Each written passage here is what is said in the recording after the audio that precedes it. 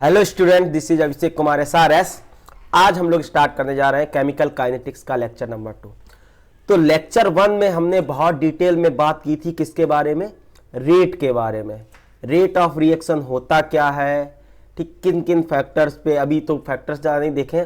Rate of reaction की unit क्या होती है और rate of reaction basically particular substance का क्या होता है, ओवरऑल रिएक्शन का रेट कैसे निकालते हैं। तो इतनी सारी चीज़ों की हमने बात की थी। आई थिंक आपने पूरा लेक्चर 1 अच्छे से पढ़ लिया होगा। उसी को आगे कंटिन्यू करते हुए हम एक क्वेश्चन से स्टार्ट करते हैं। Right down the question. Question है आपका, initial concentration of A, initial concentration of A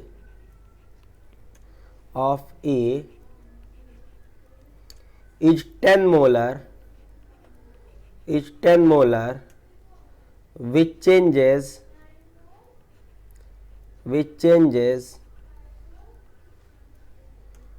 to 5 molar in 20 second. Question दिया गया है, अभी आपको दिया गया है कि एक ए का कंसंट्रेशन जो इनिशियल है वो 10 मोलर है और वो 20 सेकेंड बाद 5 मोलर हो जाता है, चेंजेस टू 5 मोलर। हमें कैलकुलेट करना है, कैलकुलेट करना है। फर्स्ट पार्ट आपको कैलकुलेट करना है क्या, रेट ऑफ रिएक्शन। क्या कैलकुलेट करना है, रेट ऑफ रिएक्शन। रिएक्शन आपको गिवन है, क्या, 2A plus 3B giving us 5C। ये आपकी रिएक्शन है, ठीक है। पहला तो आपको रेट ऑफ रिएक्शन कैलकुलेट करना है, इसके बाद आपको करना है रेट ऑफ रिएक्शन, पहला आपका rate of reaction of A calculate करना है, ठीक है। फिर आपको दूसरा पार्ट है रेट ऑफ रिएक्शन कैलकुलेट करना है ओवरऑल रिएक्शन का, और आपको थर्ड पार्ट जो कैलकुलेट करना है वो कैलकुलेट करना है value of minus dB upon dt and plus dC upon dt। Basically ये क्या है, ये रेट ऑफ B है, रेट ऑफ C है, ठीक है। तो ये सारी चीज़ें आपको कैलकुलेट करनी है। आपको रिएक्शन दी गई है 2A plus 3B tense to 5C। तो ये रिएक्शन गिवन है, आपको इसको सॉल्व करना है। कुछ लोग पॉज करके सॉल्व करने का कोशिश करें और फिर उसके बाद मैच कराएं, ठीक है। तो देखो, हमें रिएक्शन फिर से देखते हैं। रिएक्शन हमें दिया गया 2A combining 3B giving us 5C। तो देखो बेसिकली इसमें क्या दिया गया है, फिर से देखते हैं। हमको दिया गया है 2A combining 3B giving us 5C, okay. मतलब इनिशियल कंसंट्रेशन दी गई T इक्वल टू 0 पे जो आपका A है वो कितना है, 10 मोलर है। कितना है, 10 मोलर। कुछ समय बाद, कितने समय बाद, 20 सेकेंड बाद A कितना बचा आपका, 5 मोलर। बस ये दिया गया है। फर्स्ट पार्ट हमारा क्या है, फर्स्ट पार्ट हमारा है rate of reaction of A निकालना है। तो फर्स्ट पार्ट में हमें rate of reaction of A निकालना है। लेट सपोज RA निकालना है। क्या होगा rate of reaction of A, minus DA upon DT, change in concentration of A with respect to time. तो क्या हो जाएगा, फाइनल कंसंट्रेशन कितनी है, 5 माइनस 10, यही ना होता चेंज इन कंसंट्रेशन। अब रिएक्टेंट है, रिएक्टेंट पे हम लोग माइनस साइन पहले से ही लगाते हैं क्योंकि कंसंट्रेशन यहाँ पे कम हो रही है। टाइम कितना है, टाइम आपको दिया गया है कितने टाइम इंटरवल में, 20 सेकंड में।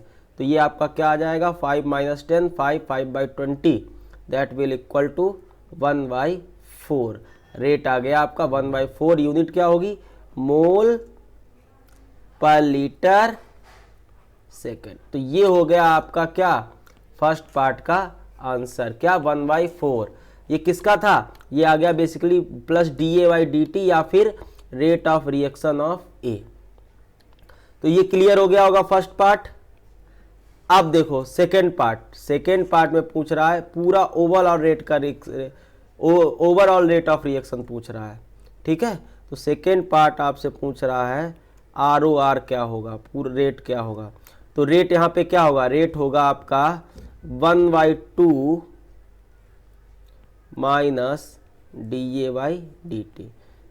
पहले लेक्चर में बहुत डिटेल में बात किया था। रेट क्या होता है, रेट जो रिएक्शन का होता है वो सब्सटेंस के स्टाइकियोमेट्रिक कोफिशिएंट पे डिपेंड करता है, ठीक है। तो यहाँ पे जो रेट आएगा वो 1/2 माइनस DA/DT लिख सकते हैं, और DA/DT का वैल्यू हमें पता है। तो 1/2 DA/DT कितना हो गया, 1/4, that will be equal to कितना हो जाएगा आपका 1/8 मोलर पर सेकेंड, या फिर मोलर पर सेकेंड भी यूनिट हो सकती है, ठीक है। मोलर का मतलब क्या है, मोल पर लीटर, या फिर और 1/8 मोल पर लीटर पर सेकेंड। ये भी आंसर आपका सही है। तो ये क्लियर हो गया। अब हमसे क्या पूछ रहा है थर्ड पार्ट में, second part clear. Third part में हमसे पूछ रहा है dB/dt मतलब रेट ऑफ B, dC/dt मतलब रेट ऑफ C। तो जरा देखो, अब देखो B और C के बारे में तो कुछ बताया नहीं गया है, लेकिन मुझे पता है रेट पर्टिकुलर सब्सटेंस पे डिपेंड करता है।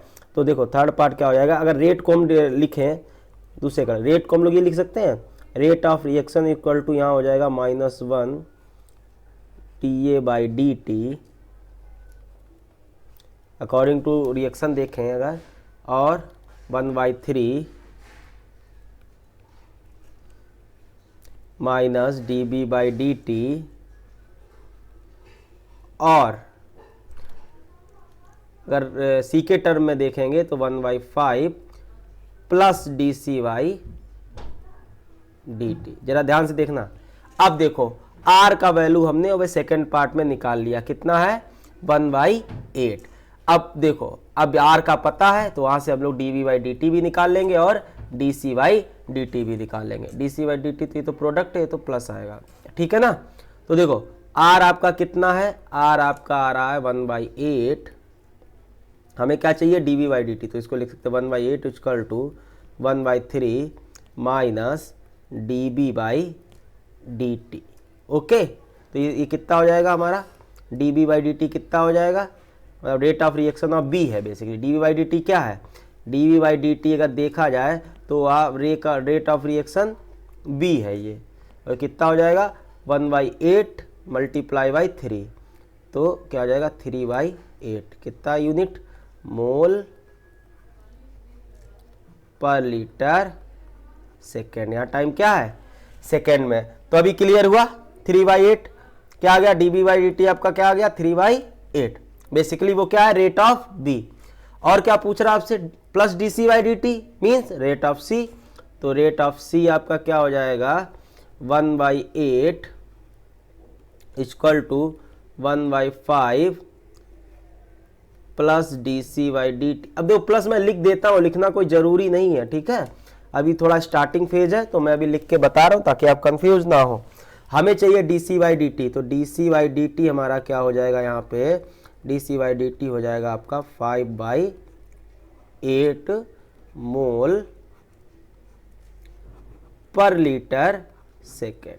ओके, तो ये हो गए आपके तीनों पार्ट। प्लीज अगर समझ में, देखो ध्यान से देखो, हमें रिएक्शन में सिर्फ ए के बारे में दिया गया, एक ही कंसंट्रेशन के बारे में दिया है। तो आप अगर रिएक्शन में किसी एक की कंसंट्रेशन का चेंज पता है और टाइम पता है उसका, तो आप सारे सब्सटेंस का रेट निकाल सकते हैं। सारे सब्सटेंस का रेट ऑफ रिएक्शन, जितने भी रिएक्टेंट हैं आपके और जितने भी प्रोडक्ट हैं, सबका इंडिविजुअल भी निकाल सकते हैं।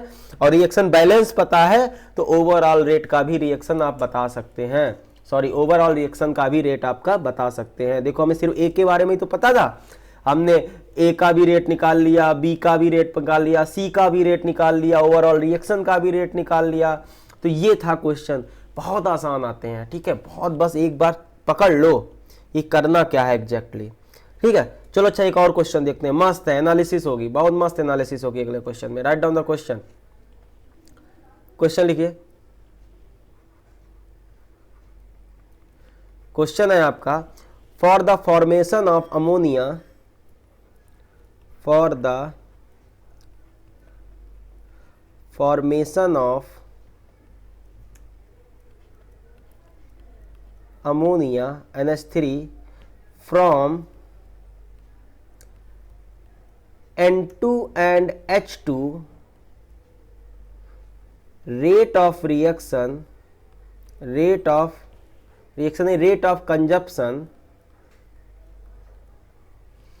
कंजप्शन का स्पेलिंग टी कहाँ से आ गया, rate of consumption of N2 is 1.5 into 10 की पावर -3 मोलर पर सेकेंड। तो देखो रेट का यूनिट मोलर पर सेकेंड भी हो सकता है कि मोल पर लीटर क्या होता है, मोलरी तो होता है आपका, मोलरिटी की तो यूनिट होती है, तो कंफ्यूज मत होना। मोलर पर सेकेंड आपको क्या कैलकुलेट करना है, calculate rate of reaction, calculate rate of reaction. तो हमें ROR कैलकुलेट करना है। अब देखो, अब हम इसमें बहुत अच्छी एनालिसिस करेंगे। जैसे मान लो रिएक्शन, अगर रिएक्शन नहीं दी गई है तो आप रिएक्शन, पता है rate of reaction stoichiometric coefficient पे डिपेंड करती है, पता है ना, बताए थे। तो अगर देखो, अब इसमें हम अलग अलग केस लेंगे ताकि आपको समझ में आए। अगर आपकी रिएक्शन ये है N2 + 3H2 2NH3, अगर रिएक्शन ये है तो रेट ऑफ रिएक्शन क्या आएगा, जरा ध्यान से सुनना, ठीक है। तो अगर ये है तो रेट ऑफ रिएक्शन क्या आएगा, ROR क्या आएगा आपका, D change in N2 change in time, और 1/3 consumption of H2 with respect to time, ठीक है। माइनस होगा, ये प्रोडक्ट है, और 1/2 प्लस आएगा ये NH3 change in NH3 with respect to time. तो ये आएगा रेट। अगर अब देखो रेट का आपका एक्सप्रेशन ये होगा, जरा देखो हमको दिया क्या गया है, ये देखो ध्यान से, हमें दिया गया rate of reaction of N2, rate of reaction of N2 या फिर rate of consumption of N2 same चीज है। अब इस रिएक्शन के अकॉर्डिंग अगर हम ROR निकालें तो हमें ये चीज दी गई है। क्या दिया गया है, हमें बेसिकली ये वाला चीज दिया गया है, और ये पता है, इससे हम रेट निकाल लेंगे। तो ROR हमारा क्या हो जाएगा, यहाँ से ROR हमारा हो जाएगा वही, जितना जो आपका rate of consumption of N2 है वही हमारा रेट ऑफ ROR भी हो जाएगा। तो क्या आ जाएगा, 1.5 इंटू 10 की पावर -3 मोलर पर सेकेंड, ठीक है। तो यहां से ये हमें पता चल गया। अगर मान लो हम रिएक्शन का स्टोइकियोमेट्रिक कोफिशिएंट चेंज कर देते हैं, पूरी रिएक्शन को 2 से डिवाइड करो जरा। देखो हम सिर्फ इसलिए बता रहे हैं ताकि आपको एनालिसिस हो जाए। आप अगर रिएक्शन नहीं दिया गया है, अगर रिएक्शन दिया गया तो आप मान लो ये रिएक्शन दी गई है तो आंसर आपका ये आ जाएगा।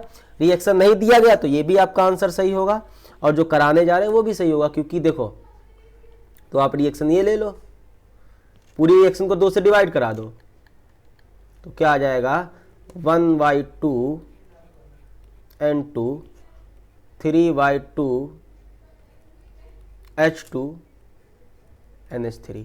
भाई ये भी तो रिएक्शन है और ये भी तो बैलेंस रिएक्शन है, कोई अनबैलेंस थोड़ी है। अब देखो इसके अकॉर्डिंग रेट क्या होगा, अगर इसके अकॉर्डिंग हम लोग रेट देखें तो क्या होगा बेटा, देखो ROR हमारा हो जाएगा D change in concentration of N2/dt upon stoichiometric coefficient. Stoichiometric coefficient क्या है, 1/2, तो क्या हो जाएगा ये, तो ये 1/2 से डिवाइड करेंगे तो 2 ऊपर आ जाएगा, तो 2 मल्टीप्लाई में चला जाएगा। तो इसके अकॉर्डिंग ROR ये आ गया, और ऊपर वाले के अकॉर्डिंग देखो ROR क्या आ गया, चेंज हो रहा है ना स्टोइकियोमेट्रिक कोफिशिएंट पे डिपेंड करता है। सिमिलरली अभी ये क्या हो जाएगा, हाइड्रोजन के रिस्पेक्ट में देखेंगे तो 3/2 से डिवाइड करेंगे तो क्या हो जाएगा 2/3 rate of reaction of hydrogen, वो क्या हो जाएगा आपका H2/dt।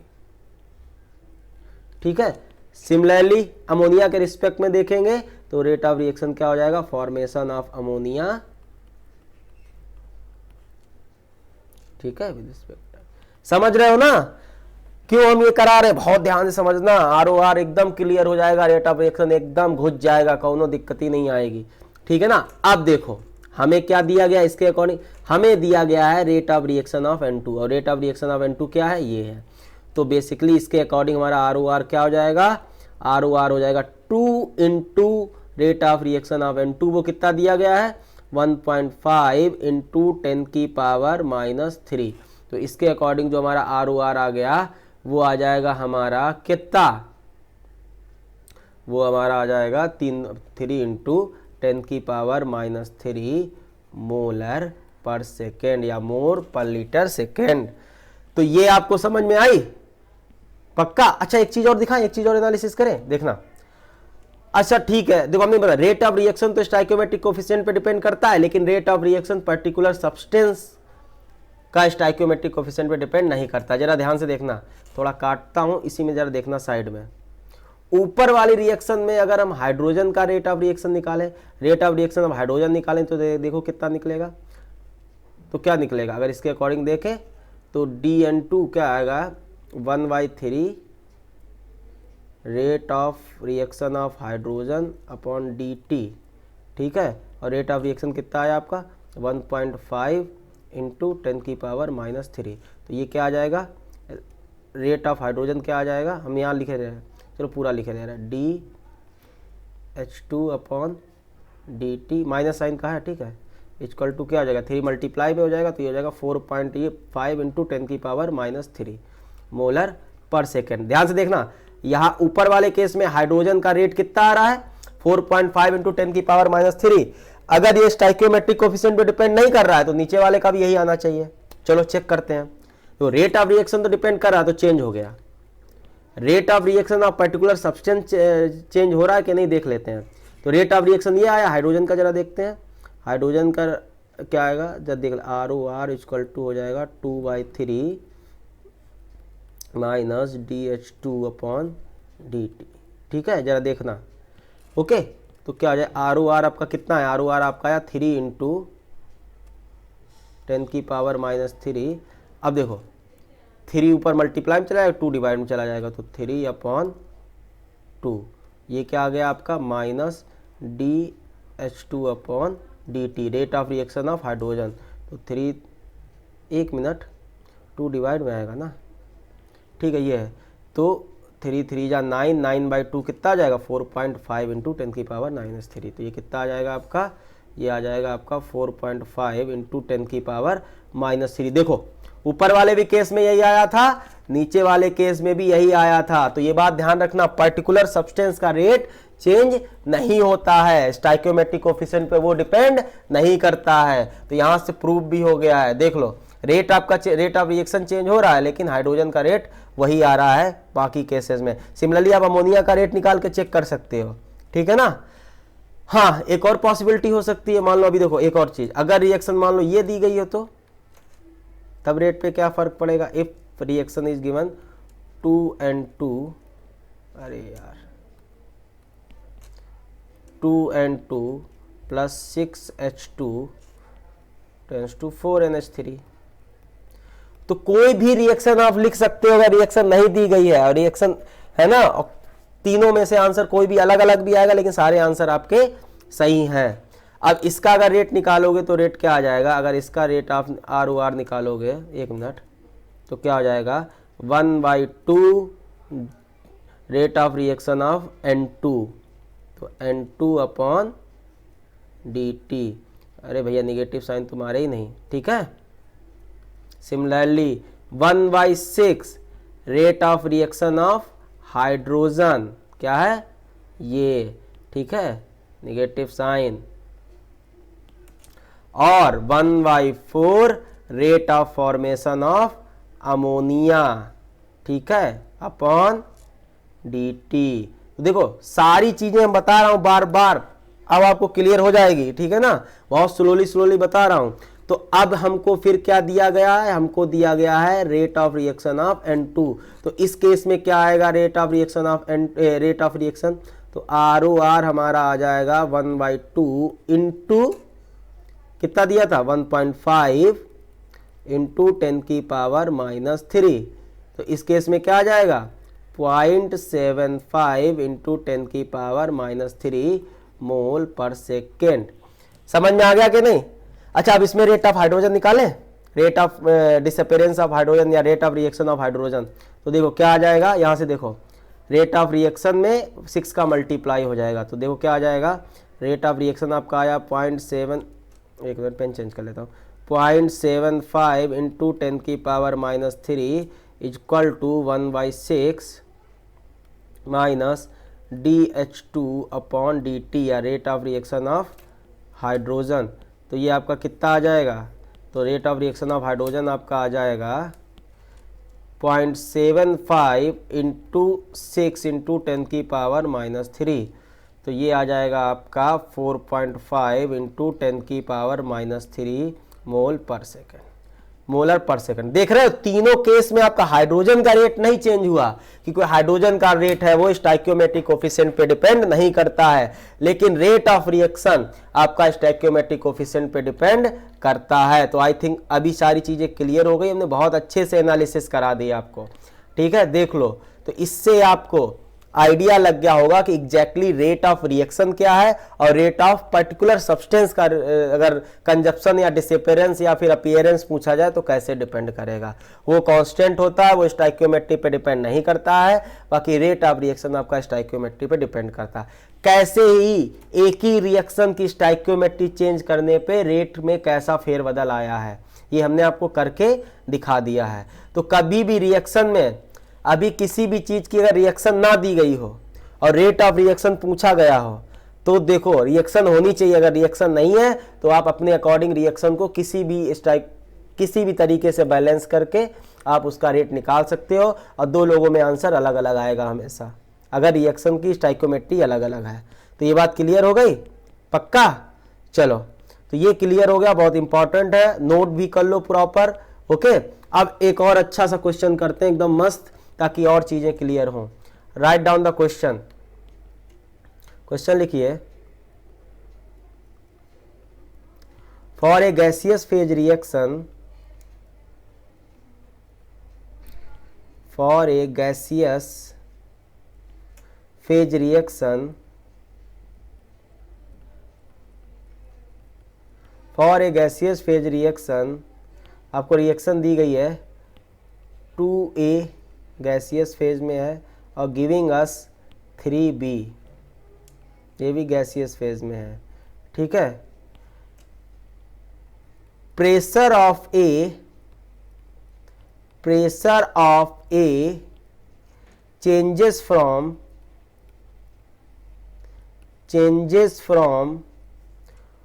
2 atmosphere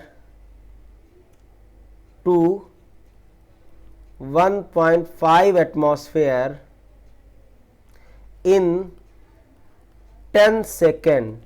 तो क्या किया, ये प्रेशर ए का चेंज हो रहा है 2 एटमॉस्फेयर से 1.5 एटमॉस्फेयर में कितने 10 सेकेंड में। हमें क्या कैलकुलेट करना है, हमें कैलकुलेट करना है, फर्स्ट पार्ट है हमारा, इसमें भी पहला ए कैलकुलेट, फर्स्ट में ए पार्ट है, क्या है, रेट ऑफ रिएक्शन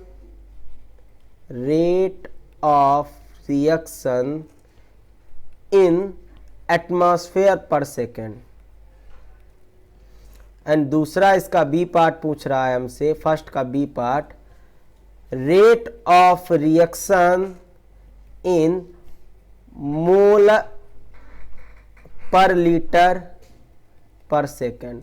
मतलब ये सी के टर्म में निकालनी है, ये ऊपर वाली पी के टर्म में निकालनी है, बहुत अच्छे से समझना, ठीक है। अब दूसरा पार्ट इसी का ही है, पूछ रहा है हमसे, सेकेंड पार्ट में पूछ रहा है प्रेशर ऑफ बी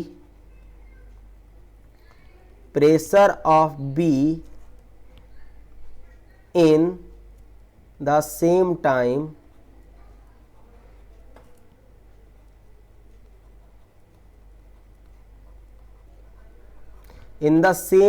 इंटरवल, मतलब बी का प्रेशर कितना हो जाएगा इसी टाइम इंटरवल में। ठीक है ना, फिर से क्वेश्चन देख लो। For a gaseous phase reaction, एक गैसियस फेज की रिएक्शन दी गई है, 2A combining giving us 3B, okay, and giving us pressure of A changes from 2 atm to 1.5 atm। जो A का प्रेशर है इनिशियल 2 atm है और 1.5 atm हो रहा है कितने टाइम में, 10 सेकेंड में। तो पहला आपसे पूछा है rate of reaction atm per second में, दूसरा आपको मोल पर लीटर पर सेकेंड में बताना है, यूनिट चेंज करनी है, रेट दोनों में ही रिएक्शन का बताना है। एंड सेकेंड पार्ट आपसे पूछ रहा है कि प्रेशर ऑफ बी, मतलब जब बी जो फॉर्म होगा उसका प्रेशर कितना होगा सेम टाइम इंटरवल में, मतलब 10 सेकेंड में। बात समझ रहे हो कि नहीं? बस तो यही क्वेश्चन है, हम लोग करते हैं, फिर से देखते हैं। तो हमें दिया गया है क्या, 2A गिविंग अस 3B, दोनों गैसियस फेज में है, तो ये हम लोग पहले लिख चुके हैं, चलो फिर से लिख लेते हैं। ठीक है ना। अब T इक्वल टू 0 पे ये कितना है, 2 atm, कितना है 2 atm, तो ये कितना होगा 0। ठीक है, T इक्वल टू 10 सेकेंड पे ये कितना बच रहा है, 1.5, कितना बच रहा है बेटा, 1.5 atm, कितना 1.5 atm। इतना डेटा दिया गया है, हमसे पूछा जा रहा है रेट ऑफ रिएक्शन। तो फर्स्ट पार्ट RA क्या होगा, अगर रेट ऑफ रिएक्शन आप A पूछें या फिर rate of consumption of A पूछें, यही ना आएगा, यही ना आएगा। ठीक है, क्या होगा, change in pressure of A upon time interval. तो प्रेशर में कितना चेंज आएगा, -1.5 -2 upon 10 second, that will be equal to 0.5 upon 10, that will equal to 1/10। बस खत्म। तो ये क्या आ गया, अभी नहीं खत्म है भाई साहब, ये rate of reaction of A आ रहा है ना, हमसे पूछा गया रेट ऑफ रिएक्शन, पूरी रिएक्शन का रेट, हाँ यूनिट, प्रेशर अपॉन टाइम, तो एटमॉस्फेयर पर सेकेंड। तो ये आ गया रेट ऑफ A। हमें पूछा गया है क्या, रेट ऑफ रिएक्शन R पूरा रेट, तो R इक्वल टू क्या हो जाएगा, 1/2 क्या, dA upon dt, that will equal to 1/2 into 1/10, okay, that will equal to 1/20 atm per second. तो ये आ गया रेट पूरी रिएक्शन का, किसमें, atm पर सेकेंड में। ये आ गया हमारा फर्स्ट का A पार्ट का आंसर। क्या आ गया, फर्स्ट के A पार्ट का आंसर। B पार्ट में आपसे क्या पूछ रहे हैं, रेट बताओ, रेट किसमें बताओ, रेट बताओ मोल पर लीटर पर सेकेंड में, मतलब कंसंट्रेशन वाला यूनिट रहेगा, मोलरिटी वाला यूनिट। तो हमें पता है, हम प्रेशर को कंसंट्रेशन और कंसंट्रेशन को प्रेशर में चेंज करना आता है। क्या होगा, चलो बी पार्ट देख लेते हैं क्या होगा। ये हमने पढ़ रखा है, हमें पता है PV इक्वल टू nRT से क्या होता है, P इक्वल टू, तो फिर बता दे रहा हूँ, NVRT, that is P equal to concentration into RT, ये बताया था हमने। तो यहाँ पे हमें क्या चाहिए, यहाँ पे हमको चाहिए डेल्टा P, तो चेंज इन प्रेशर, तो चेंज इन प्रेशर क्या हो जाएगा, change in concentration into R and T, क्योंकि R और T आपके कांस्टेंट है। ओके, तो अब देखो क्या हो जाएगा, हमें चाहिए डेल्टा C का वैल्यू, तो डेल्टा C आपका क्या आ जाएगा, delta C will be equal to delta P upon RT। Okay, तो डेल्टा P कितना है बताइए, वो हो जाएगा हमारा डेल्टा P क्या है, अभी अभी निकाला 1/40। R हमारा नहीं गिर दिया है, तो हम लोग क्या मानेंगे, रूम टेम्परेचर पे, तो मतलब 300 केल्विन, सॉरी टेम्परेचर, ठीक है। R क्या हो जाएगा आपका 1/12। ठीक है, तो इसको हम लोग सॉल्व करेंगे तो हमारा क्या आ जाएगा, ये हमारी वैल्यू आ जाएगी, डेल्टा सी की वैल्यू आ जाएगी आपकी 10⁻³ मोल पर लीटर पर सेकेंड। अब देखो टाइम का चेंज तो वही है ना, 10 सेकेंड ही। ठीक है, तो आप चाहे डेल्टा पी, चाहे डीपी अपॉन dt लो, चाहे डेल्टा पी लो, क्योंकि टाइम इंटरवल दोनों के लिए सेम है, तो dt dt अपने आप ही चला जाएगा। इसका भी डेल्टा टी वही है, इसका भी डेल्टा टी वही है, तो हम लोग अपने आप उसको, तो इसीलिए हमारा जो आंसर आएगा क्या आएगा, 10 की जो टाइम इंटरवल वो दिखाएगा वो बेसिकली 10 सेकेंड ही दिखा रहा है। ठीक है, तो अगर हम लोग मोल पर लीटर पर सेकेंड में आंसर देखेंगे तो कितना आ जाएगा, 10⁻³ आ जाएगा। तो ये हो गया हमारा सेकेंड पार्ट, बहुत ध्यान से देख लेना सेकेंड पार्ट। ठीक है ना।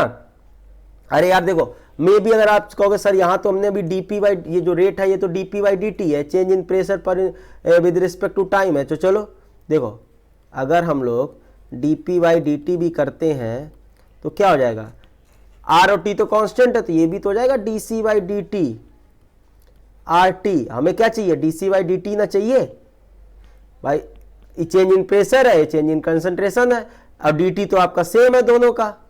ठीक है ना भाई जी, तो RT से क्या करेंगे, वही इसको क्या करेंगे, RT से डिवाइड कर देंगे, तो बात वही है, तो परेशान मत होना।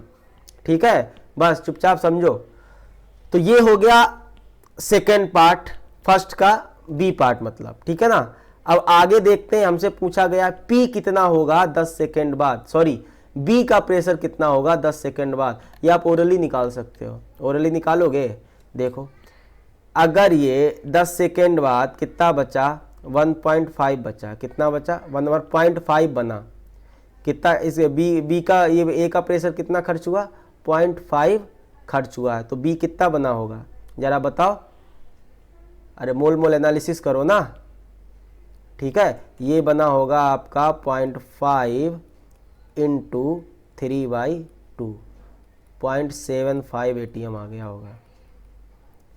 नहीं समझे, अरे यार समझ गए होगे, अगर जिसको मोल कॉन्सेप्ट अच्छा सा आता होगा तो ओरली ही निकाल सकते हो। लेकिन चलो हम लोग केमिकल काइनेटिक वाले कॉन्सेप्ट से कैसे निकालते हैं वो भी देख लेते हैं। ठीक है, एक मिनट, तो देखो जगह नहीं है, जगह बनाता हूँ। हाँ, अब हमसे क्या पूछा गया है, बी का प्रेशर पूछा गया है। ठीक है, बी का प्रेशर कितना होगा, तो सेकंड पार्ट देखते हैं। तो देखो पहले वाला मेथड जो हमने बताया क्या हो जाएगा, डायरेक्ट 3/2 इंटू 0.5, तो आ जाएगा 0.75 ATM। ये हमारी नॉर्मल रिएक्शन को देख के एनालिसिस है कि देखो 0.5 उसके खर्च हुए हैं। ठीक है, तो बी कितना बनेगा, 0.5 इंटू 3/2। ठीक है ना। अगर हम लोग इससे निकालें तो देखो 1/2 rate of A equal to 1/3 rate of B, यही ना होगा। अरे यार रिएक्शन यही तो थी, क्या थी, 2A गिविंग अस 3B, तो रेट ऑफ A क्या हो जाएगा, अगर रेट ऑफ A और रेट ऑफ B में रिलेशन देखेंगे तो 1/2 rate of A equal to 1/3 rate of B, stoichiometric coefficient से डिवाइड कर देंगे। ठीक है ना। अब रेट ऑफ A कितना है, 1/2 रेट ऑफ A कितना है, रेट ऑफ A आपका हो जाएगा 1/40 है, कितना है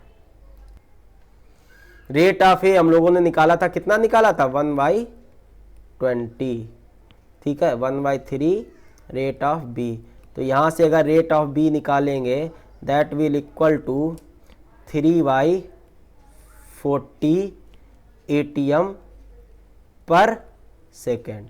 मतलब जो प्रेशर रेट B का जो रेट होगा वो 3/40 ATM पर सेकेंड होगा, और यहाँ पे टाइम कितना है, तो प्रेशर ऑफ B कब, प्रेशर ऑफ B 10 सेकेंड बाद कितना होगा, T इक्वल टू 10 सेकेंड, कितना हो जाएगा 3/40 इंटू 10, कितना हो जाएगा ये हो जाएगा आपका 3/4 या 0.75 ATM। समझ में आया क्वेश्चन के नहीं। बेसिकली हमसे पूछा गया था कि बी का प्रेशर कितना होगा 10 सेकेंड बाद, इसका रेट आ गया 3/40 ATM पर सेकेंड, टाइम हमको दिया गया है कितना 10 सेकेंड, तो 10 से मल्टीप्लाई कर दिया तो हमारा 10 सेकेंड बाद इसका कितना प्रेशर होगा वो हमें पता चल गया, क्योंकि हमने रेट इसका निकाल लिया था। तो ये क्वेश्चन भी बहुत सही था, बहुत मतलब कॉन्सेप्चुअल क्वेश्चन था, जिससे आपके कॉन्सेप्ट स्ट्रांग होते हैं। तो ये क्वेश्चन आपको समझ में आ गया होगा। एक और क्वेश्चन देखते हैं, ठीक है। ज़्यादा इसमें ये भी आपको कॉन्सेप्चुअली है, एनालिसिस कराएगा चीज़ों की, ज़्यादा वैसा कैलकुलेशन वाला नहीं है, ठीक है। Right down the next question. Question है आपको रिएक्शन दिया गया है। रिएक्शन है आपका 2A combining with 3B giving us 1C। अब इसमें जो फर्स्ट पार्ट आपसे पूछा गया है, first part is asking what is meaning of dA by minus dA by dt। इसका हमें मीनिंग बताना है। चलो बताओ, ये क्या बता रहा है? माइनस dA बाई dt इतनी देर से पढ़ा रहा हूं, अब तो समझ में आ गया होगा। ये क्या बता रहा है? Rate of reaction with respect to A। ये बेसिकली दिखा रहा है it represents rate of reaction with respect to A, या फिर rate of reaction of A, या फिर rate of disappearance of A। Spelling देख लेना। या फिर rate of consumption of A। क्या? Rate of consumption of A। तो ये इसका मीनिंग है। इतने सारे मीनिंग है, मैं बता चुका था, मैं बार बार बता रहा हूं ताकि आपको हर एक टर्मिनोलॉजी क्लियर हो, कह क्या रही हैं चीजें वो समझ में आए। चलो इसी से रिलेटेड एक और इसका सेकेंड पार्ट देखते हैं।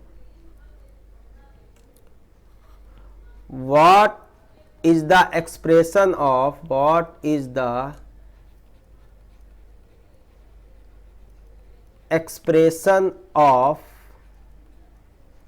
Rate of disappearance of B। ध्यान से देखना, डिसअपेरेंस ऑफ B। अब यहां पे एक्सप्रेशन पूछ रहा है rate of disappearance of B, ठीक है। तो क्या होगा? डिसअपियर होगा कौन? B। तो minus dB by dt divided by stoichiometric coefficient, यही होगा ना। अभी अगर जिसका ये आ रहा है तो अभी भी वो नहीं सीखा है, सिर्फ B की बात कर रहा है, तो B का इसका आंसर हो जाएगा माइनस dB बाई dt, ठीक है। देखो ना, ये भी तो dA बाई dt का मतलब क्या है? Rate of disappearance of A। तो dB बाई dt क्या होगा? Rate of disappearance of B, क्योंकि ये पर्टिकुलर सब्सटेंस की बात कर रहा है और पर्टिकुलर सब्सटेंस पे स्टाइकियोमेट्रिक कोफिशिएंट पे डिपेंड नहीं करता। मैं बार बार समझा रहा हूं, तो प्लीज कंफ्यूज मत होना। चलो अच्छा, तीसरा पार्ट भी जो समझा रहा हूं उसी से रिलेटेड कराता हूं। थर्ड पार्ट इसमें लिख लो। थर्ड पार्ट पूछ रहा है how rate of A and rate of B are related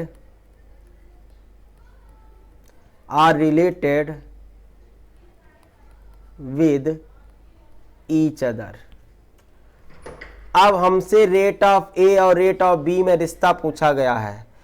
हमने ये रिलेशनशिप एस्टेब्लिश करना बताया है। बेसिकली दोनों किससे रिलेट करेंगे? रेट ऑफ रिएक्शन से।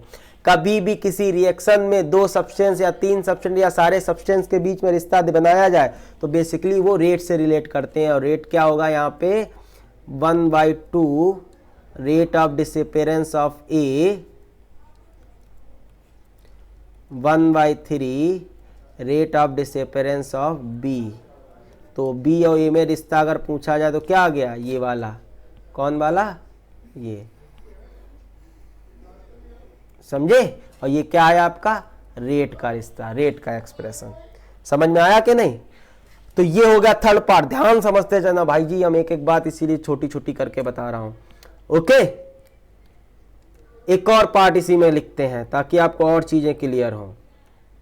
क्वेश्चन लिखो, fourth part, what will be the effect, what will be the effect on rate of reaction, on rate of reaction minus dA by dt and dC by dt if stoichiometry, अरे यार इसका spelling बहुत दिक्कत देता है, if stoichiometric of the reaction is changed। देखो ध्यान से समझना, इसका भी आंसर मैं दे चुका हूं। What will be the effect on rate of reaction, rate of reaction of A, rate of reaction of C, अगर स्टाइकियोमेट्री उसकी चेंज की जा रही है तो क्या इफेक्ट आएगा उसके ऊपर, बताओ। हम इतना पिछले लेक्चर में भी बताया था, अभी भी बता रहा हूं, खाली स्टाइकियोमेट्रिक चेंज करने पे रेट ऑफ रिएक्शन चेंज होता है, रेट ऑफ किसी पर्टिकुलर सब्सटेंस का चेंज नहीं होता है। तो वही हम लोग लिख लेंगे, क्या होगा, rate of reaction will change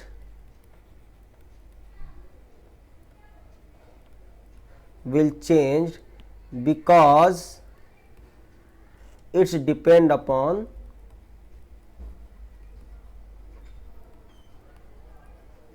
because it's depend upon stoichiometric coefficient।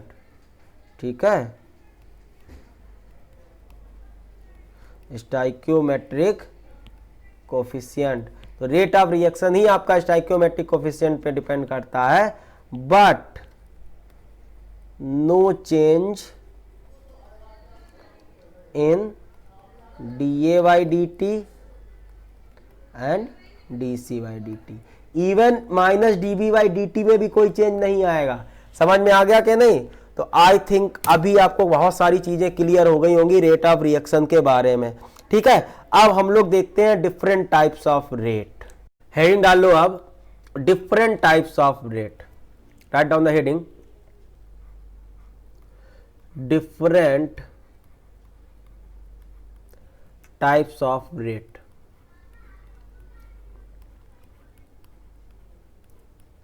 Rate किन किन टाइप के होते हैं, ठीक है।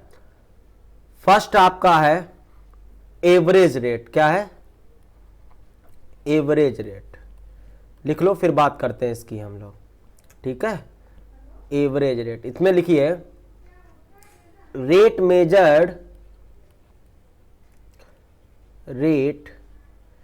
Measured over a finite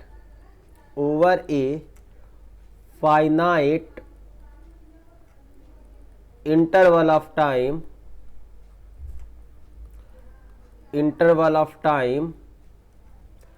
and it is obtained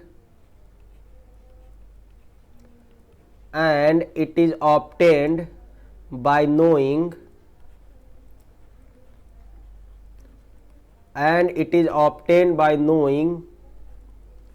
the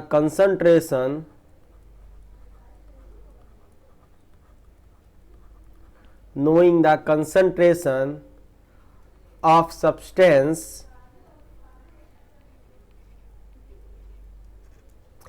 at two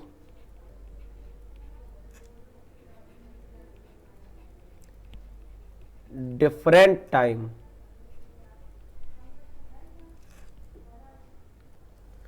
तो यहां पे देखो एवरेज रेट होता क्या है, rate measured over a finite interval of time, मतलब आपको इंटरवल पता है, उस इंटरवल के दौरान जो रेट मेजर किया जाएगा उसको बोलते हैं हम लोग एवरेज रेट। जैसे एवरेज स्पीड क्या हुई, ठीक है, तो एवरेज स्पीड में क्या करते हैं total distance upon total time, ऐसे ही एवरेज रेट में total change in concentration upon total time.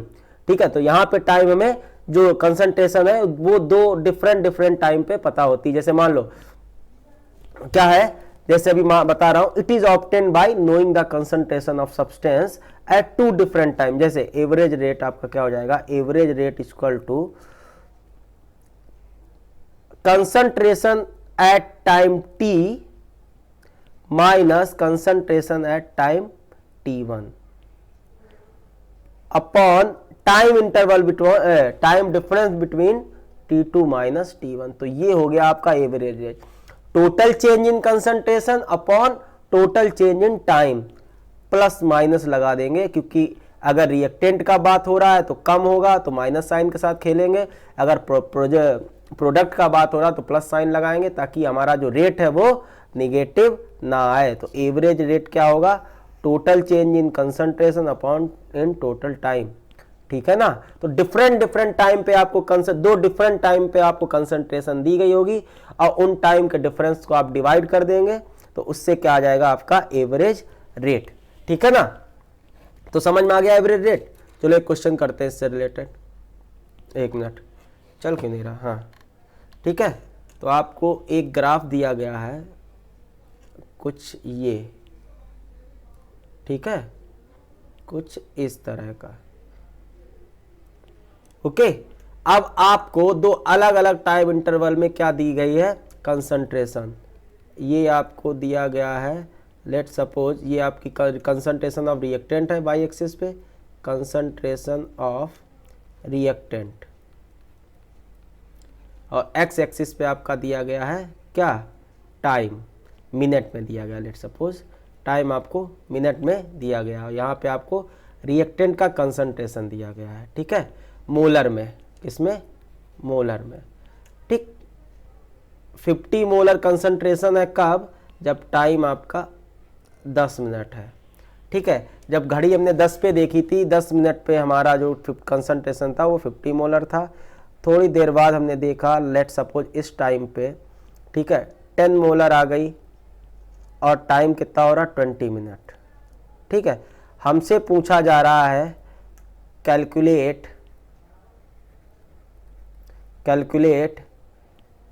Average rate. तो एवरेज रेट पूछा जा रहा है आपसे, क्वेश्चन में क्या पूछ रहा है, ये ग्राफ दिया गया है और आपसे एवरेज रेट पूछ रहा है। अब रिएक्टेंट का कंसंट्रेशन है, देखो बहुत आसान है, कुछ लोगों ने तो कर भी लिया होगा। तो देखो क्या होता है, change in concentration upon change in time. तो अब रिएक्टेंट का कंसंट्रेशन है, कम हो रहा है तो बाहर माइनस साइन आएगा, ठीक है। अब देखो फाइनल कंसंट्रेशन कितना है, कंसंट्रेशन कम हुआ तो 20 में 20 पे कंसंट्रेशन कितना है, 10 पे कितना है, 50 अपॉन टाइम कितना है, चेंज इन टाइम कितना है या टाइम इंटरवल कितना है, 20 माइनस 10।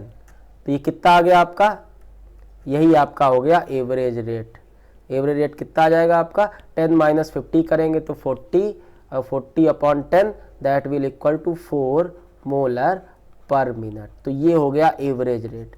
यहाँ पे बेसिकली हमने क्या देखा, हमने देखा चेंज इन कंसंट्रेशन, ठीक है, डेल्टा सी, और change in time basically delta T, ठीक है ना।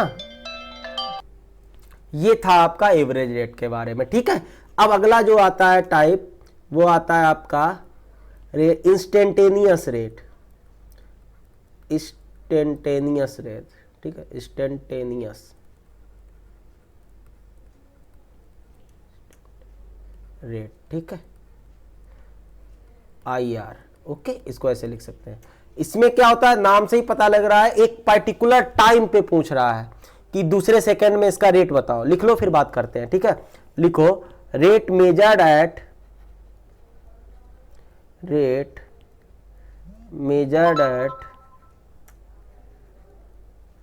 A particular time, particular instant डालो, एक particular instant and it is obtained by drawing tangent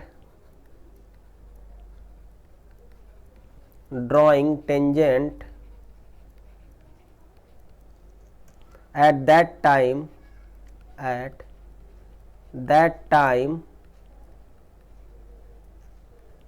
in given graph। Instantaneous rate का मतलब ही समझ में आ रहा है कि उस पर्टिकुलर एक स्पेसिफिक टाइम पे, मान लो 20 सेकेंड पे रेट बताओ, तो ठीक है, तो हम क्या करेंगे, ग्राफ में उस पर्टिकुलर टाइम पे टेंजेंट डाल देंगे, और वही टेंजेंट, हमारा जो टेंजेंट का स्लोप होगा वही हमारा बताएगा क्या, इंस्टेंटेनियस रेट। तो यहां से अगर इंस्टेंटेनियस रेट हम देखें तो क्या आ जाएगा, plus minus D upon D T. ये बेसिकली क्या हो जाएगा, स्लोप ऑफ दैट ग्राफ। ये इंस्टेंटेनियस रेट का बात है। तो अगर हमें इंस्टेंटेनियस रेट बताना हो, जैसे चलो क्वेश्चन देखते हैं फिर, ताकि आपको ज़्यादा आइडिया हो, ठीक है। जैसे आपको ग्राफ दिया गया है ये, ठीक है, मैं बताने की कोशिश करूँगा, प्लीज़ थोड़ा बहुत में भी तो दिक्कतें आ सकती है। अगेन वैसे ही ग्राफ है, कंसंट्रेशन ऑफ रिएक्टेंट जो कि घट रही है, कंसंट्रेशन ऑफ, अगर प्रोडक्ट की होती तो बढ़ती, ठीक है। कंसंट्रेशन ऑफ रिएक्टेंट कहाँ पे है, ये आपकी वाई एक्सिस पे है, ठीक है। और एक्स एक्सिस पे क्या है आपका, टाइम, क्या है, टाइम, किस में है, मिनट में। रिएक्टेंट की कंसंट्रेशन किस में है, मोलर में, ठीक है ना। अब आपको मान लो 10, 20, 30, 40, 50, 60, इस तरह का आपको टाइम इंटरवल दिया गया है। 10, 20, 30, 40, 50, 60 हम बनाने का कोशिश कर रहे हैं, प्लीज़, ठीक है ना। सिमिलरली कंसंट्रेशन आपको दी गई, let suppose 1 molar, 2 molar, 3 molar, 4 molar, 5 molar, 6 molar, 7 molar, इस तरह आपको कंसंट्रेशन दी गई, 1, 2, 3, 4, 5, 6, 7, ठीक है। अब आपसे क्वेश्चन में बोल रहा है, क्या बोल रहा है, calculate instantaneous rate at t equal to 30, ठीक है, इन गिवन ग्राफ। तो इस ग्राफ में आपको 30 मिनट पे इंस्टेंटेनियस रेट बताना है। अब देखो कैसे करेंगे, हम लोग डालेंगे टेंजेंट कहाँ पे, ग्राफ पे एट 30 मिनट पे, ठीक है। तो 30 मिनट आपका कहाँ जाएगा, कुछ ये आएगा, ठीक है। अब देखो, अब स्केल से डालोगे ना तो आपको साफ नजर आएगी। अब इस पे हम लोग डाल देंगे टेंजेंट, तो टेंजेंट कैसे डालेंगे, कुछ इस तरह डालेंगे, ठीक है। लेट सपोज ये टेंजेंट डाले 50 पे कट कर रहे हैं, ये टेंजेंट यहाँ पे 5 पे कट करें, समझे। ये मान लो लेट सपोज टेंजेंट है, ठीक है ना, ये जो डॉट डॉट दिखा रही है ये आपकी एक टेंजेंट है, ठीक है। ये मान लो 50 पे कट कर रही है, ठीक, मान लो थोड़ा उधर जा रहा ताकि आपको समझ में आ जाए। अब ये टेंजेंट का स्लोप ही इसका इंस्टेंटेनियस रेट होगा।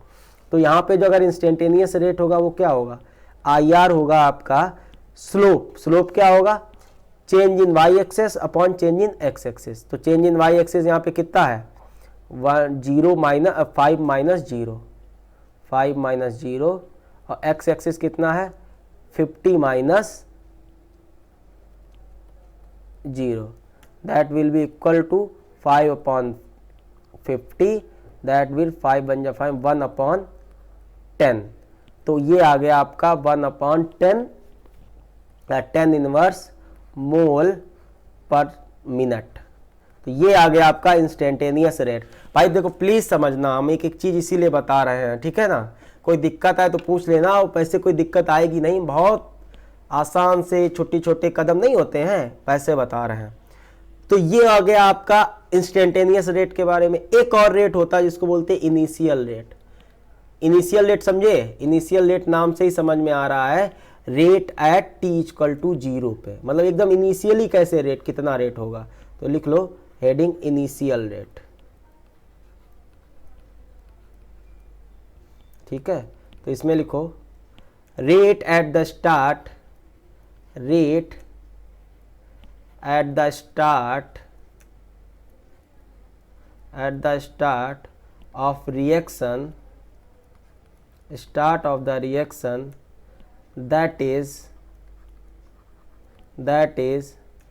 at t equal to 0। तो इसको अब इसको रिप्रेजेंट करेंगे आर नॉट से, मतलब रेट एट इनिशियल पॉइंट पे एट टी इक्वल टू 0 पे। तो क्या हो जाएगा plus minus D C by D T, D C मतलब change in concentration with respect to time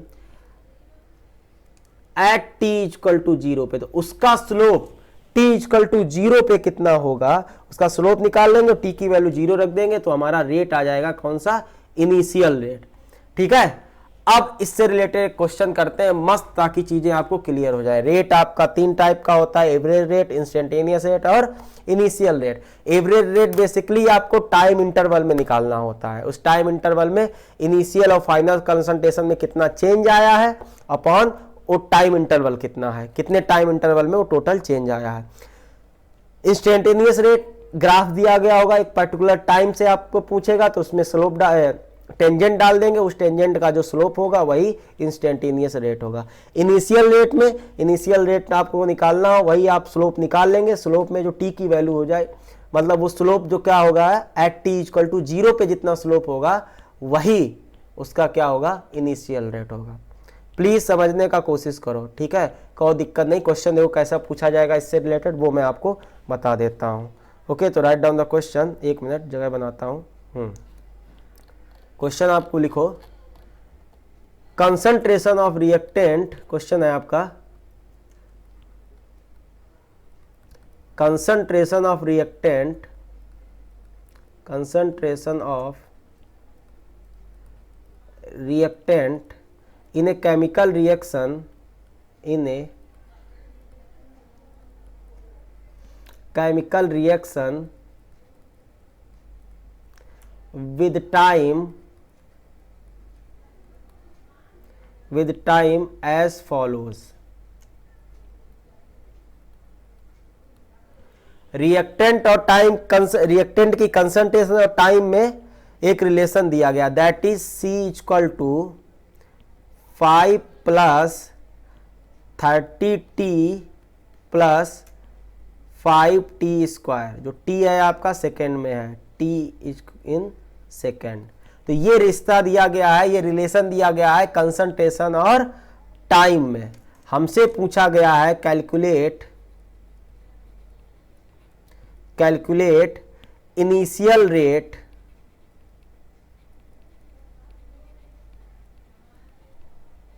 calculate initial rate and rate at 2 second. तो हमसे ये दो चीजें पूछी जाए, इनिशियल रेट पूछा जा रहा है और रेट एट 2 सेकेंड मतलब इंस्टेंटेनियस रेट भी पूछा जा रहा है। तो देखो बेसिकली क्या होगा, सॉल्यूशन निकालते हैं इसका। सॉल्यूशन इसका क्या होगा, अब ये देखो C और T में रिलेशन दिया गया है, तो यहां से हम D C by D T निकाल लेंगे, यही तो हो जाएगा स्लोप। तो D C by D T क्या आ जाएगा, 30t का 30 प्लस 10t, तो ये आ गया D C by D T. अब इनिशियल रेट क्या होता है, इनिशियल रेट मतलब क्या होता है, इनिशियल रेट मतलब होता है t इक्वल टू 0। तो इनिशियल रेट क्या आ जाएगा, D C by D T, D C by D T at T equal to 0। तो कितना हो जाएगा 30 into 10 into 0, that will equal to 30 molar per second. तो ये आ गया आपका इनिशियल रेट। इस तरह के क्वेश्चन पूछ सकता है ना। अब इंस्टेंटेनियस रेट पूछ रहा है, इंस्टेंटेनियस रेट क्या पूछ रहा है, टी इक्वल टू 2 सेकेंड पे रेट क्या होगा। तो क्या हो जाएगा D C by D T at t equal to 2। अगर आपको ग्राफ नहीं दिया गया होगा तो इस तरह से आपको वेरिएशन दिखाएगा कंसंट्रेशन और टाइम में, उससे आप इंस्टेंटेनियस रेट और इनिशियल रेट निकाल लोगे, ठीक है। तो 2 सेकेंड पे क्या आ जाएगा रेट आपका 30 into 10 into 2, okay 30 into 10 into 2। 1 minute, relation दिया गया 5 2t स्क्वायर तो आपका रेट आ जाएगा, प्लस है ना, ये 30 प्लस 10 इंटू 2, तो दैट विल 10 टू जा 20 plus 30, that will equal to 50 molar per second. ठीक है ना। तो ये हो गया आपका क्वेश्चन। समझ में आ रहा कि नहीं? ये प्लस है बेटा, कंफ्यूज मत होना, ठीक है ना। 30 प्लस 10 इंटू 2 ना, इसको देखो ना, कहाँ गया 30 प्लस 10 इंटू टी। तो ये बेसिकली आपका रिश्ता दिया गया है रिएक्टेंट एंड, रिएक्टेंट में रेट टाइम के साथ घट रहा है, ठीक है। चलो ये आपको रिश्ता दिया गया है रिएक्टेंट और टाइम में, ठीक है, ये गिवन है, इसमें दिमाग नहीं लगाना है। ओके, इसमें आपको सीधे उसका स्लोप निकाल लोगे और t इक्वल टू 0 रख दोगे तो आपका इनिशियल रेट आ जाएगा, और t इक्वल टू 2 रख दोगे तो instantaneous rate at particular time. कौन सा टाइम? 2 सेकेंड पे।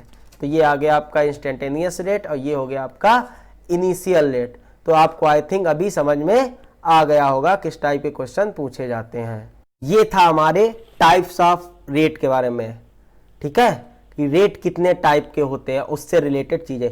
एक बहुत मस्त क्वेश्चन करते हैं, जेई का है, बहुत अच्छा क्वेश्चन है, ठीक है, आया हुआ क्वेश्चन है, बढ़िया है, मस्त है, मजा आ जाएगा। रखो क्वेश्चन, लिखो।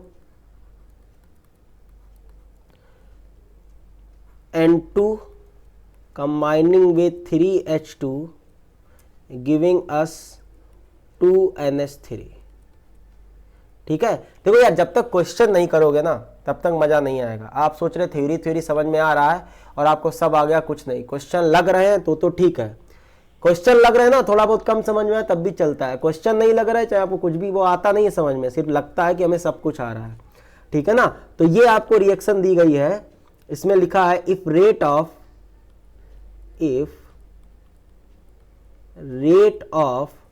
NH3 is, rate of ammonia is 1.7 kg per hour for the given reaction, then calculate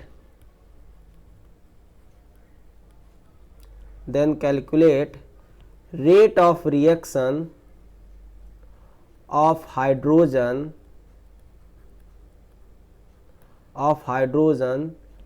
in ग्राम पर मिनट। बेसिकली हमको रेट ऑफ रिएक्शन अमोनिया का दिया गया है 1.7 kg पर आवर, हमें निकालना किसका है? हाइड्रोजन का निकालना है इन ग्राम पर मिनट। ध्यान रखना, हमें क्या दिया गया है? रेट ऑफ अमोनिया दिया गया है DNH3 upon DT, rate of formation of ammonia, that is 1.7 kg per hour, है ना जी। हमें क्या निकालना है? रेट ऑफ डिसअपेरेंस या rate of reaction of hydrogen निकालना है। रिएक्टेंट है तो माइनस साइन लगेगा। ये हमसे पूछा जा रहा है किसमें? ग्राम पर मिनट में। किसमें? ग्राम पर मिनट में, ठीक है। तो ये हो गई हमसे क्या पूछा जा रहा है। तो कैसे करेंगे? देखो, रेट ऑफ रिएक्शन कैसे वेरी, रेट ऑफ रिएक्शन हो जाएगा हमारा, अगर यहाँ से देखें 1/3 क्या है? हाइड्रोजन है, ठीक है, DH2 upon DT is equal to 1/2 rate of ammonia DNH3 upon DT। ये हमें दिया गया है, ठीक है। तो यहाँ से हम लोग DH2 निकाल लेंगे, है ना जी। तो यहाँ से DH2 क्या हमें आ जाएगा? 1/2 D, एक मिनट, 1/3 है ना, 1/3 DH2 अपॉन DT माइनस का, ठीक है, that will equal to 1/2। Ammonia का कितना दिया गया है? 1.7 kg पर आवर, है ना जी। तो आ जाएगा 1.7, ओके, केजी में है तो ग्राम में बदलेंगे, 1000 से मल्टीप्लाई कर देंगे। पर आवर, आवर में है तो क्या करेंगे? घंटे में है तो मिनट में बदलने के लिए 60 से मल्टीप्लाई करा देंगे। ठीक है, तो यहाँ से अगर हमसे क्या पूछा जा रहा है, ये dH2/dt, ठीक है ना। तो हमारा 3 उधर पहुँच जाएगा, 3/2 इंटू 1.7 इंटू 1000/60, तो ये आ जाएगा हमारा आंसर, है ना। और ये हमारा जो आंसर आएगा वो क्या आएगा, गलत आएगा। ये गलत अप्रोच है, हमने जानबूझ के गलत अप्रोच बताई है ताकि आप सबको मन में ये लग रहा है, ठीक है ना। केजी पर आवर में हमको दिया गया है रेट, ठीक है, उस रेट को हम पहले मोल पर आवर में बदलेंगे, मोल, ठीक है, कि मोल और वेट, मोल एनालिसिस होता है ना, मोल के अकॉर्डिंग स्टोइकियोमेट्रिक काम करती है, ना कि केजी। तो ये गलत होगा, हमको क्या बदलना पड़ेगा, जो आपका अमोनिया का रेट दिया गया उसको हम लोग मोल्स में चेंज करेंगे। तो जो रेट आएगा अमोनिया का डी, एक मिनट ध्यान समझना भाई जी, बता रहा हूँ ये गलत है, ये नहीं काम आएंगे, ठीक है, गलत गलत गलत। तो यहाँ पे अमोनिया का जो रेट है DNS3/dt वो क्या दिया गया है, वो दिया गया है 1.7, तो 1.7 kg, ठीक है, kg को ग्राम में बदलेंगे और ग्राम को मास को मोल में बदलेंगे, किससे डिवाइड करेंगे, मॉलिक्यूलर मास अमोनिया का, नाइट्रोजन 14 3 17 17 से डिवाइड करेंगे तब ये हो जाएगा मोल, ठीक है, पर आवर, किस में आएगा, मोल पर आवर में। तो ये घंटा है, घंटे को क्या करेंगे, मिनट में बदलने के लिए 60 से मल्टीप्लाई कराएंगे, तो ये जो आ जाएगा आपका क्या आ जाएगा, मोल पर मिनट, ठीक है ना। तो ये आ जाएगा आपका, ये आ जाएगा 10 this that is equal to 5/6, sorry 10/6, that will be equal to 5/3 mole per minute. समझ में आया कि नहीं, हमको रेट मोल में होना चाहिए तब हम रिलेट कर सकते हैं दूसरों के साथ। केजी में दिया, ऐसा नहीं कि उसका केजी में आ जाएगा, ऐसा कुछ भी नहीं होगा, क्योंकि मॉलिक्यूलर मास चेंज होता है, मास के अकॉर्डिंग नहीं कंबाइन करते हैं, ये मोल्स के अकॉर्डिंग कंबाइन करते हैं, ठीक है ना। अब हम लोग निकाल सकते हैं रेट ऑफ ये minus DH2/dt, rate of hydrogen DH2/dt आपका क्या हो जाएगा, 3/2 into 5/3, that will equal to 5/2 mole per minute. ये क्या आया, सॉरी 5/2 मोल पर मिनट, हमसे किस में पूछ रहा है, ग्राम पर मिनट में, तो क्या आ जाएगा 5/2, ये मोल है, मोल को मास में चेंज करने के लिए क्या करेंगे हम लोग, मोल को मास में चेंज करने के लिए हम लोग उसके मॉलिक्यूलर मास से मल्टीप्लाई कर देंगे, किसके, हाइड्रोजन के। तो कितना होता है हाइड्रोजन का मॉलिक्यूलर मास, हाइड्रोजन का मोलर मास हो जाएगा आपका, 2 से मल्टीप्लाई करने के बाद 2 से 2 घटा तो क्या आ गया आपका 5 ग्राम पर मिनट।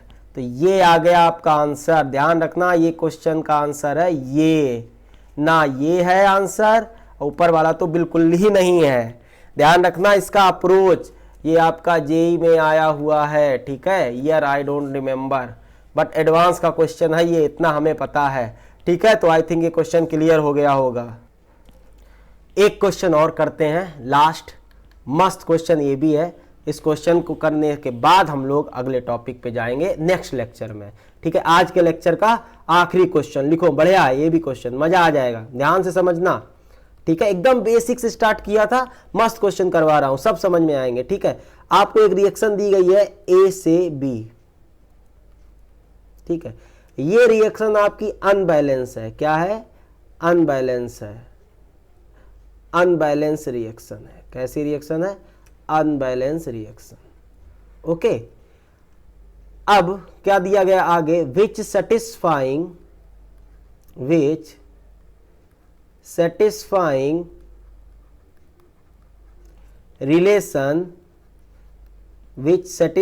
रिलेशन लॉग, ध्यान से,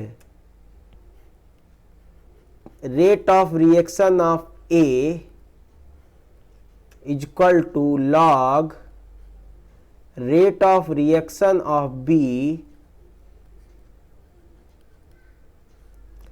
+1। ये आपको दिया गया है। आपको कैलकुलेट क्या करना है, calculate molar ratio, calculate molar ratio of A and B in the reaction. Basically हमें रिएक्शन बैलेंस करके बतानी है कि ए और बी के किस रेशियो में मोल्स कंबाइन हो रहे हैं। ठीक है, ए का कितना मोल रिएक्ट करके बी का कितना मोल बना रहा है। तो बेसिकली हमें ये बताना है, हमको सिर्फ ये एक रिश्ता दिया गया है इस रिलेशन के जरिए। तो देखो इस रिलेशन को हम लोग क्या लिख सकते हैं, इसको लिख सकते हैं log dA/dt basically rate of reaction of A is equal to log rate of reaction of B,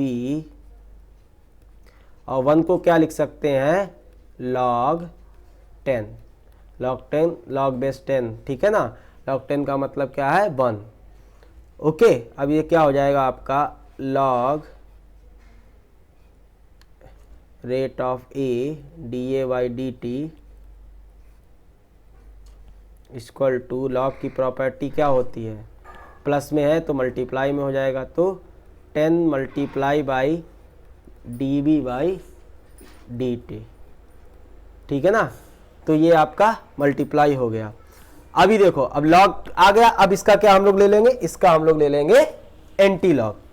ठीक है, एंटी लॉग लेने पे क्या आ जाएगा, लॉग खत्म हो जाएगा। ठीक है, तो टेकिंग एंटी लॉग, भाई ये सब तो आता होगा ना, थोड़ा बहुत बेसिक लॉग तो सीखे ही हो ना, taking anti log both side, तो लॉग खत्म हो जाएगा। ठीक है, तो क्या हो जाएगा -dA/dt इक्वल टू आ जाएगा 10 × dB/dt। ध्यान से देखना, एंटी लॉग लेने पे क्या आ गया, dA by rate of A is 10 times of rate of B। ध्यान समझना, rate of A is 10 times of rate of B, मतलब जो A का रेट है वो 10 गुना ज्यादा है B के रेट से। तो अगर यहां से देखें, अगर हम रेट ऑफ रिएक्शन देखें तो रेट ऑफ रिएक्शन क्या हो जाएगा, rate of reaction will be 1/10 equal to dA/dt equal to dB/dt। तो ये तो आ गया रेट ऑफ रिएक्शन। अगर हम इस रेट को, इस रिश्ते को देख के बताएं, मतलब आपका रेट ऑफ ए वो क्या है, 10 टाइम्स ऑफ बी है, तो मींस 10 मोल जब ए के कंबाइन कर रहे होंगे तो 1 मोल आपका बी का बन रहा होगा। तो ये हो गई बैलेंस रिएक्शन। इसका मतलब ए रेशियो बी क्या है, ए रेशियो बी है आपका 10:1, बेसिकली 10 मोल ए के 1 मोल बी का दे रहा है। तो ये क्वेश्चन समझ में आ गया होगा। देख लो ना, यहां पे बेसिकली क्या बता रहा है, मतलब जो रेट है ए वो 10 गुना ज्यादा है बी के रेट से, मतलब ए आपका बहुत तेजी से खर्च हो रहा है। इसका मतलब ए आपका 10 टाइम्स ज्यादा तेजी से खर्च हो रहा है। मींस जब 10 ए के 10 मोल खर्च हो रहे हैं तो बी के 1 मोल बन रहा है। रेट देख रहे हो, तो समझ गए, रेट ऑफ रिएक्शन क्या आ गया, 1/10 of rate of A equal to rate of B. यहां से ये समझ में आ रहा है कि रेट ए का जब बेसिकली 10 मोल खर्च हो रहा है तो बी का सिर्फ 1 मोल बन रहा है, क्योंकि ए का रेट उसका बी के रेट से 10 टाइम ज्यादा है। तो यही इनका जो मोल रेशियो आएगा, जो इनका कंबाइनिंग रेशियो आएगा मोल्स का, वो क्या आ जाएगा 10:1। मतलब ए का जब 10 मोल कंबाइन करेगा तो बी का 1 मोल बनेगा। बेसिकली 10 मोल ए 1 मोल बी का देगा। तो ये था आंसर। प्लीज आप समझ में सब आया, एक एक चीज बताई है मैंने। ठीक है, थोड़ा कंफ्यूजन हो दोबारा देखना, सारी चीजें क्लियर हो जाएंगी। तो आज का लेक्चर बहुत इंपॉर्टेंट है रेट के पॉइंट ऑफ व्यू से। अगले लेक्चर में हम बेसिकली इंपॉर्टेंट चीज डिस्कस करेंगे, फैक्टर्स क्या क्या अफेक्ट करते हैं रेट ऑफ रिएक्शन को। अभी आपने रेट का हमने बहुत अच्छे से आइडिया दे दिया है, बहुत मस्त अच्छे से क्वेश्चन करा दिए हैं, आपको सारी एक एक चीज क्लियर हो गई होगी। ठीक है, तो अभी के लिए क्वेश्चन करो आप रेट से रिलेटेड, एनसीईआरटी अपनी सॉल्व करो, जो मॉड्यूल मिले हैं वो सॉल्व करो, और मिलते हैं नेक्स्ट लेक्चर में। Okay, thank you class.